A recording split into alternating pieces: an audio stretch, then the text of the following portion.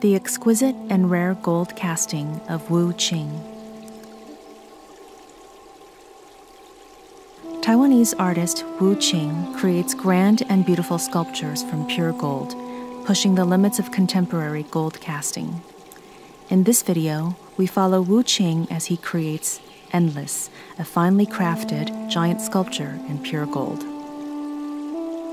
Most metals are susceptible to deterioration due to oxidization when exposed to the atmosphere. Ancient bronzes typically develop a greenish patina, and silver turns black over time. One of the unique properties of gold is that it never loses its brilliant shine, meaning that sculptures made of gold will retain their beauty forever. Because of its everlasting natural splendor, it has been known as a symbol of wealth and prestige around the world in both ancient and modern times.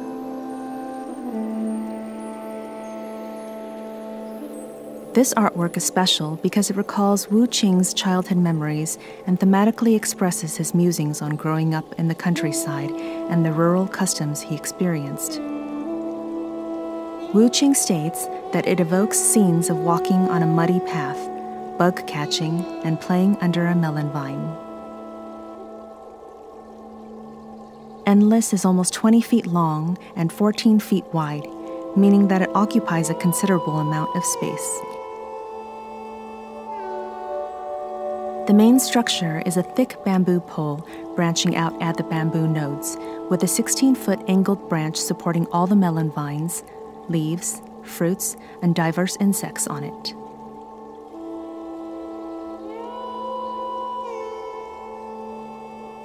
The activity of insects on the soil portrays a wonderfully natural ecological world.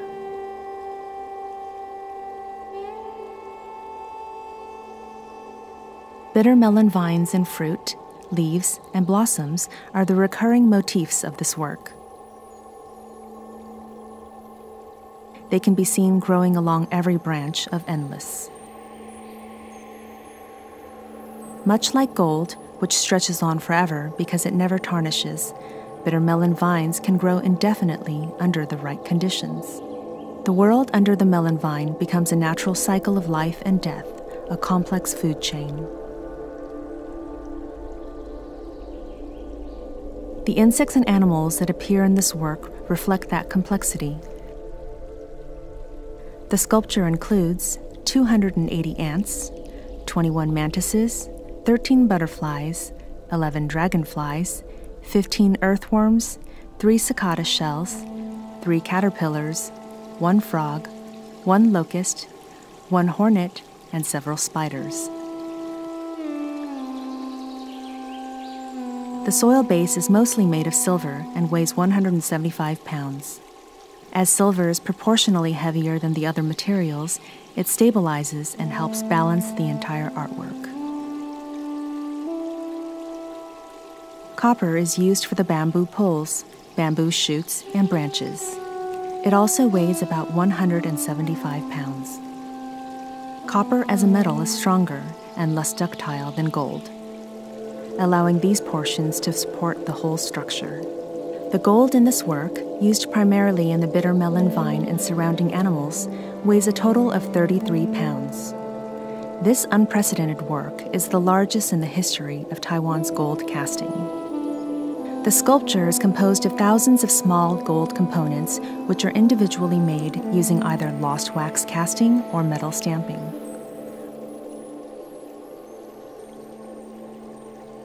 Wax casting is used when making 3-dimensional objects, and metal stamping is used for 2-dimensional objects.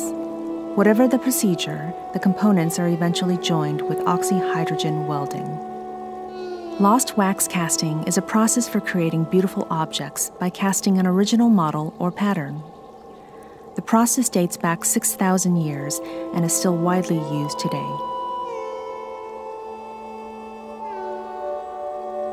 Simply put, an artist makes a model, a replica is made in wax and encased in a silicone mold. The encased wax is put in a kiln where it is melted away or lost and is replaced by molten gold. When cooled and freed from the mold, the gold takes the same shape as the original model and can be finished into the final masterpiece. The step-by-step process of what has been traditionally known as lost wax casting has been greatly modified by artist WuChing and is illustrated in the following 7-step procedure. Step 1. Model making. The exquisite detail of these contemporary gold sculptures can be attributed primarily to the fine carving of their wood models. WuChing was well known for his delicate wood carving before he focused on gold casting. He skillfully carved boxwood into the thinness of paper, the texture of fabric, and the delicate cilium of insect wings. Precise tools are a prerequisite to the successful execution of model making, every bit as important as the sculptor's experience, skill, and perseverance.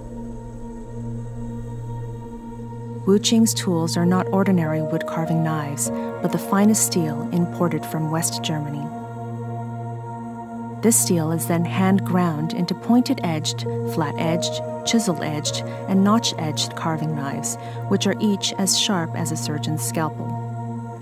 The boxwood WuChing works with is dense and malleable, meaning that even when carved into the thinness of paper, it does not break easily. If carved wood is used as the model, it must be cut and disassembled into pieces to avoid jams when preparing the next step. Step 2. Mold making.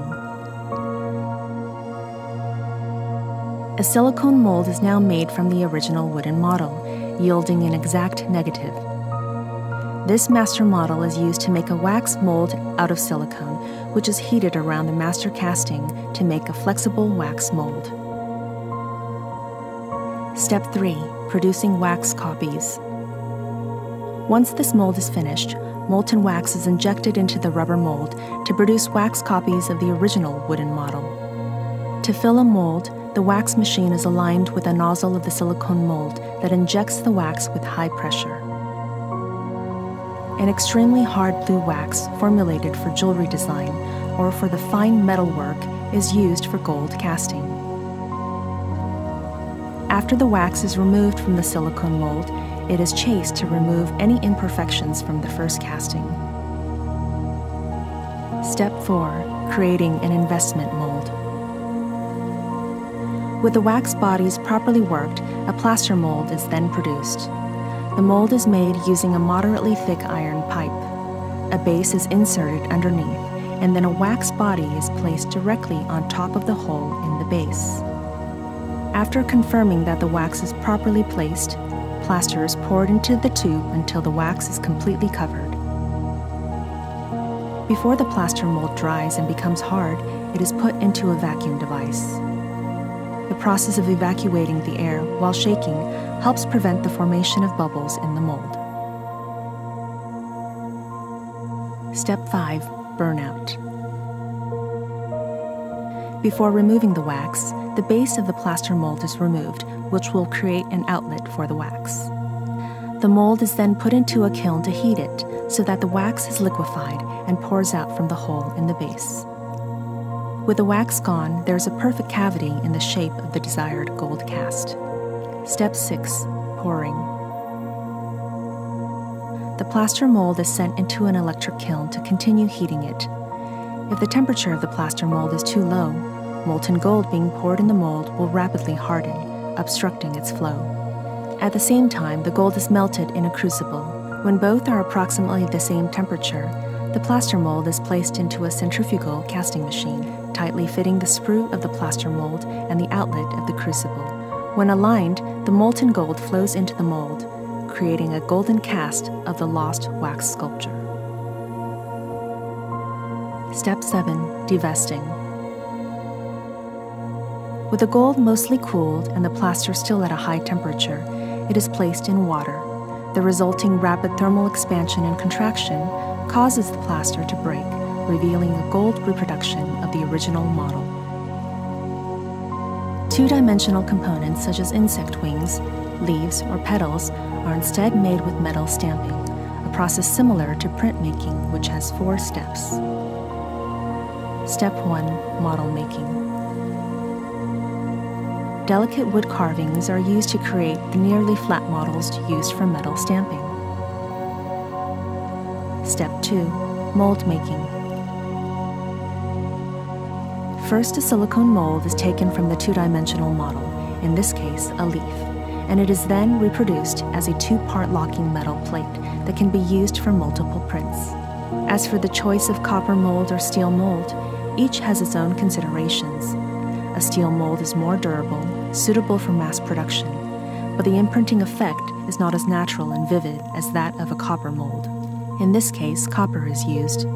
Regarding the structure of the mold, mortises and tenons placed on opposite corners ensure that the two parts of the mold interlock perfectly when pressed.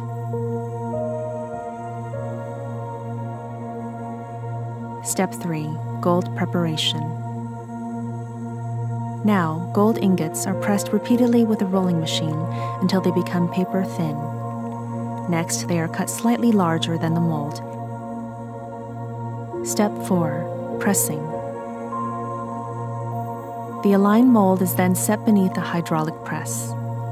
A protective steel gasket, which is wider than the copper mold, is placed above it to distribute the weight of the press. After being firmly pressed, the mold is opened and the printed gold component taken out.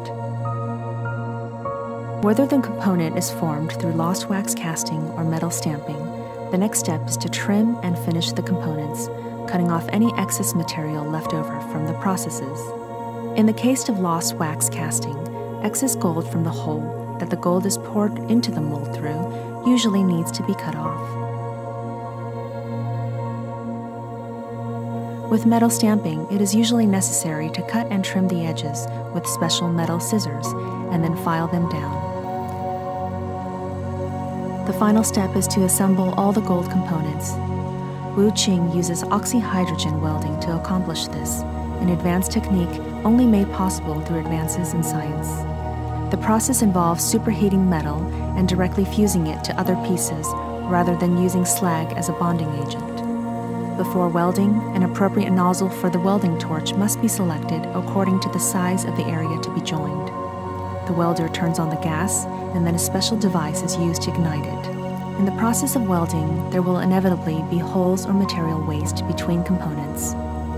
Gold ingots are kept handy to fill holes or supplement weak areas. Because the metal is superheated, pliers are used to manipulate the gold. After fusing the pieces, the gold sculpture will slowly cool to room temperature. As the gold loses its glowing red color, trading it for the brilliant shade of yellow it is known for, small details are added during a final stage of finishing.